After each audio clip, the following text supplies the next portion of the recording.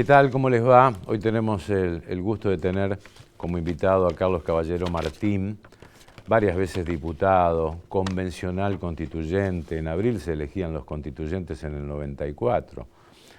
Fue convencional en la reforma de 1994, la reforma de la Constitución, docente universitario y, sobre todas las cosas, hoy en día parte o gran parte de su tiempo lo dedica a la presidencia del Club del Orden de Santa Fe.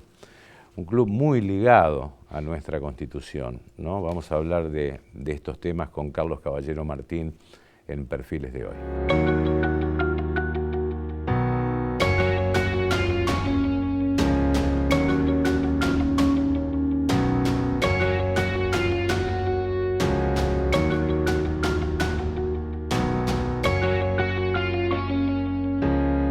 ¿Qué tal, Carlos? ¿Cómo te va? ¿Cómo andás? Bien, Bien.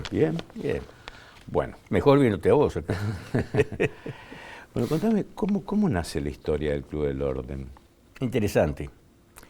En 1853 Santa Fe era una ciudad chiquita y pobretona.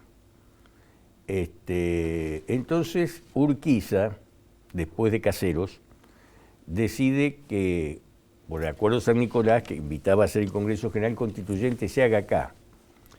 Entonces hay varias versiones. Para mí era porque él lo controlaba mejor de Paraná, que estaba presidiendo la Confederación, y desde ahí pagaba la dieta, todo, controlaba todos los que venían los convencionales, no iba. Entonces llegaron los convencionales de Santa Fe, para que nos ubiquemos sería desde, Rivadavia a San Lorenzo, haciendo un poquito con Arrabal también, ¿no? Y desde 3 de febrero haciendo fuerza hasta Suipacha. Eso era la ciudad de Santa Fe, más el río.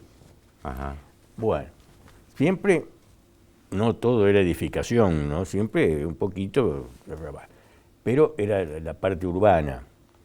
De ahí, Santa Fe, ¿qué se entretenían los santafesinos en ese momento?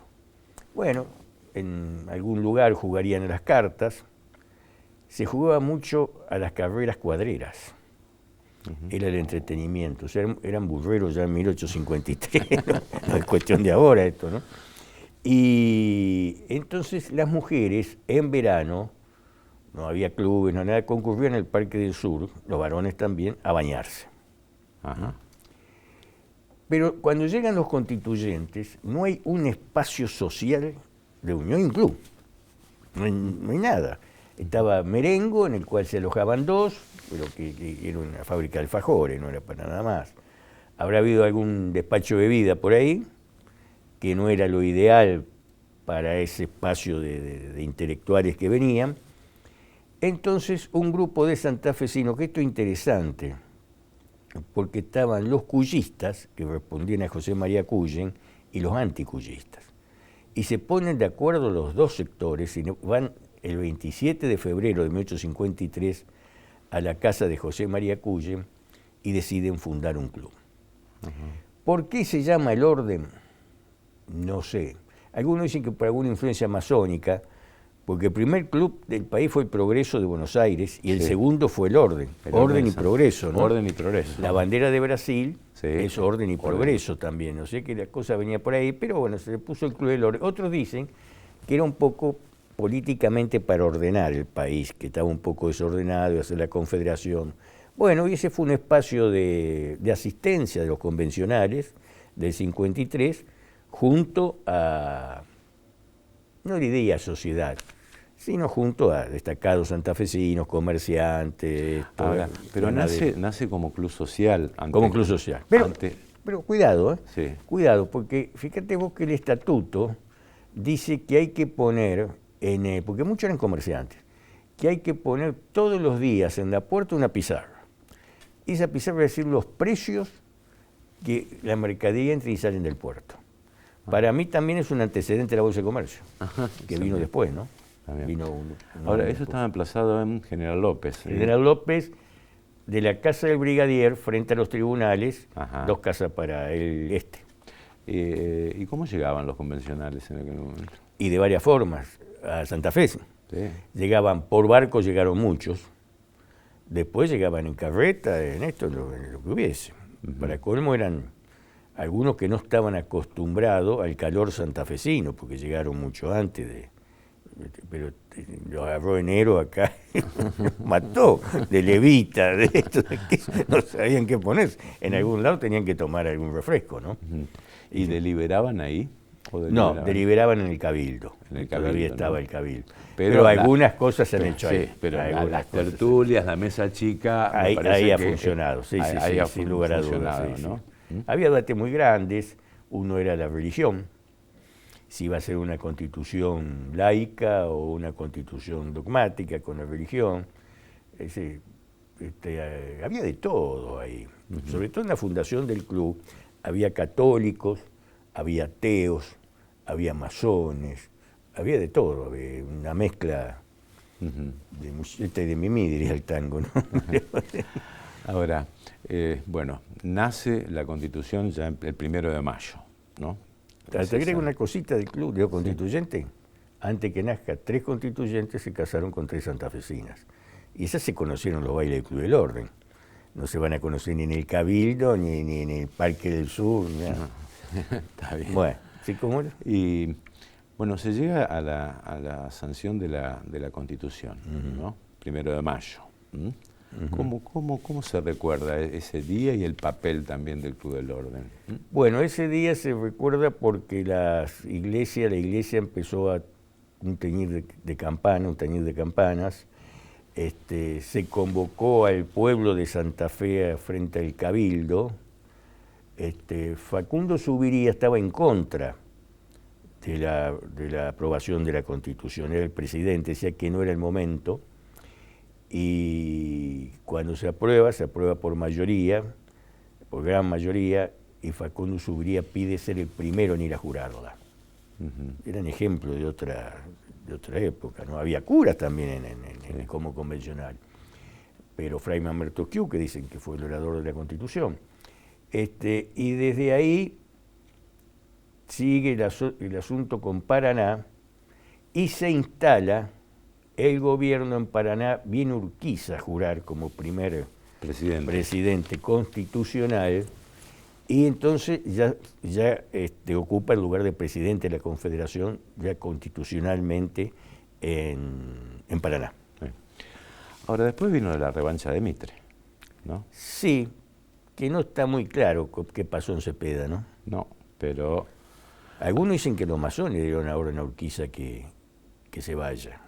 Sí, es una la teoría, porque Urquiza no estaba perdiendo la batalla, y dio vuelta y se fue. Ahora, tengo entendido que en su momento los mitristas tomaron el Club del Orden, robaron el cuadro de Robaron el cuadro Urquiza, sí. Y ahí quedó un dicho que siempre había un amigo cuando le dicen algo sobre Mitre y Urquiza, es una blasfemia y bueno, ahora me viene la palabra, pero ya va a venir. De los mitristas. Estaba muy dividida la sociedad entre mitristas, claro, eran en España, pero después, ¿qué pasa? Después se reconstituye la sociedad en el 60, sí. Se incorpora a Buenos Aires, se hace una convención ad hoc para aceptar la reforma en Buenos Aires, que yo creo que fueron buenas. Y se cambia la capital, deja de ser Paraná. Deja de ser Paraná, y entre otras cosas, es más federal. La del 53 te decía, por ejemplo, ¿no? Calumnia de los mitristas, decía. Calumnia. Por ejemplo, las constituciones provinciales tienen que ser aprobadas por el Congreso. El 60, entonces cada provincia dicta para sí su propia constitución, mientras asegure las 3 formas que te acepté. O sea que yo creo que fue positiva. Algunos dicen que fue pro Buenos Aires, pero si cada provincia puede hacer su constitución sin que se la revise el Congreso, no sé si es pro Buenos Aires. Y Buenos Aires era la provincia madre también, ¿no? Después se mudó el Club del Orden, ¿no? Sí, tuvo 4 a calle San Jerónimo, después se muda a calle San Martín, arriba de lo que es el Museo Municipal, que hay unos vitrós muy lindos todavía. Y después ocupa la sede que se voló en San Martín y Juan de Garay. Bueno, eso es la década del 70, la convulsión. 72. La convulsionada década del 70. ¿Qué recuerdo tenés de la bomba que...? Yo venía de la facultad 72 caminando por San Martín hacia mi casa. Yo vivía a media cuadra. San Martín, Juan de Garay, casi San Jerónimo. Y veo, más o menos por, qué sé yo, por Irigoyen, por ahí, vi un humo, una humedad grande que había. Y después cuando me iba acercando venía las sirenas de ambulancia, policía, todo esto. Y cuando llego me encuentro con eso, se había filmado mucha gente, pero no murió nadie. No quisieron matar a nadie. Había 2 o 3 socios que llegaban a esa hora, a las 13 más o menos, que ya venían a tomar un café o a leer el diario, y lo hicieron salir. Sí, al portero también. Al portero, al bufetero, al mozo también. Al bufetero lo hicieron pomada Lotino, que era porque tenía una colección en el sótano, una colección muy buena de vino en esa época, y bueno, quedó fundido. Y después dice, no está probado, que Tesio venía para entrar y que lo pararon y le dijeron siga caminando por ahí. No se puede entrar acá. ¿Se perdieron muchos recuerdos ahí, en el Club del Orden? Recuperamos bastantes. ¿Sí? Recuperamos, por ejemplo, la biblioteca se recuperó bastante. Sí. Se recuperó, porque ¿qué pasó ese día? El Jockey Club, yo no me acuerdo quién era el presidente, si el doctor Poletti o Roberto Ariotti, uno de los dos, citó a todo el Jockey Club, era muy grande, tenía mucho personal, citó a todo el personal de Franco. Vinieron a remover los escombros y sacar las cosas, ayudarlo al club. Entonces se recuperó el libro de actas de 27 de febrero de 1853, que lo tenemos, el original. Se recuperó la Biblia Vulgata, que la Biblia Vulgata la trajo Fragueiro, que era ministro de Urquiza, cuando vino a decirle a los comerciantes, bueno, esto es la Constitución, ahora todo el impuesto directo, lo indirecto hay que poner, cuánto hay que poner, porque nadie quería hacer. Y lo hizo en el club a la reunión y dejó esa Biblia, que la Biblia Vulgata es la que se aprueba después del Concilio de Trento y queda ya como Biblia definitiva. Y tenemos el original. Los libros prácticamente, una vez Barletta me dijo, es por desconocimiento de la historia, dice, pero no pudieron con la historia.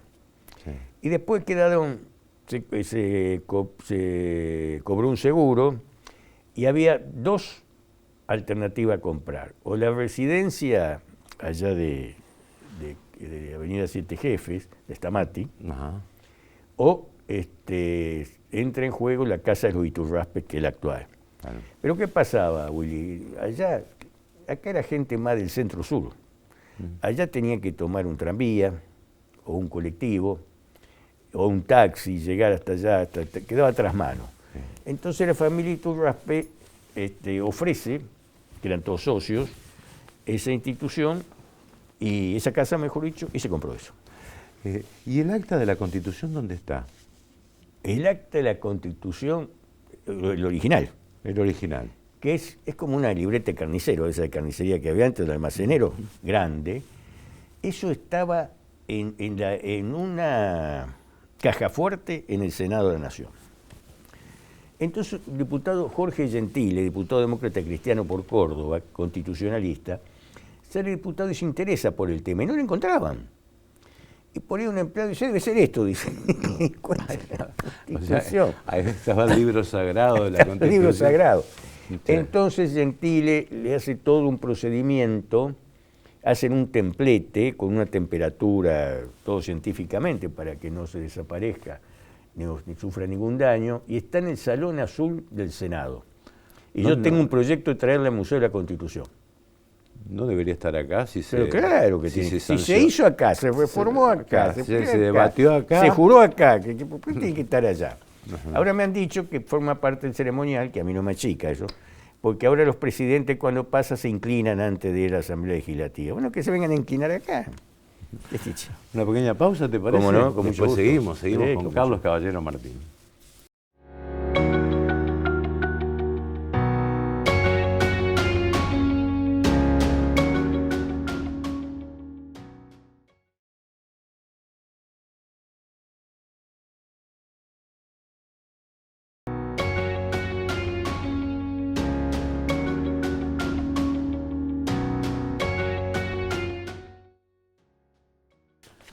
Bueno, seguimos con Carlos Caballero Martín en esta primera parte de una historia muy interesante del Club del Orden, donde nació la Constitución de 1853, y todos los ribetes que ha tenido.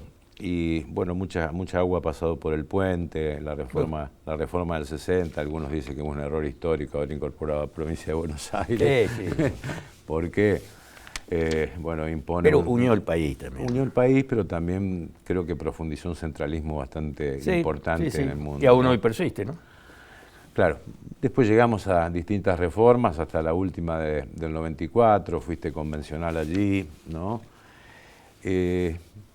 Yo recuerdo que en aquel momento una de las cuestiones que se planteaba era atenuar el presidencialismo en la Argentina. Salió todo al revés.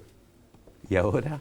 Salió todo al revés porque eso lo sostuvimos nosotros, porque no solo nosotros, ¿no? Porque eso fue una idea de Alfonsín, de que él decía, por ejemplo, para atenuar que había que poner un jefe de gabinete, porque decía que él se había aguantado todas las cachetadas y que no había nadie que hay que poner un fusible, decía. Pero este sistema es muy presidencialista y extrapolar una figura, el sistema parlamentario, el sistema de... Los jefes de gabinete no existen. Es el presidente acá. ¿Quién va a decir la pose de algo? Le dicen a Milei, ¿no es cierto? Le decían a Menem. O le decían... Después, el grave error fue la reelección. Sí, vos es que...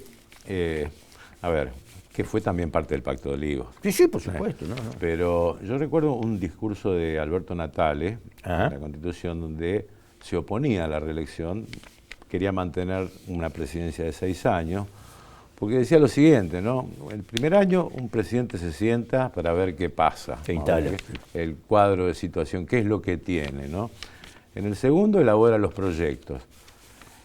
Ya empieza a hablar de la elección intermedia, empieza a jugar.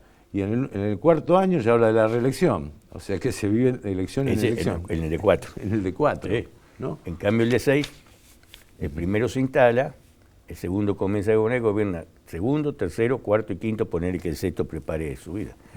Pero y así lo hizo Irigoyen y así lo hizo Roca.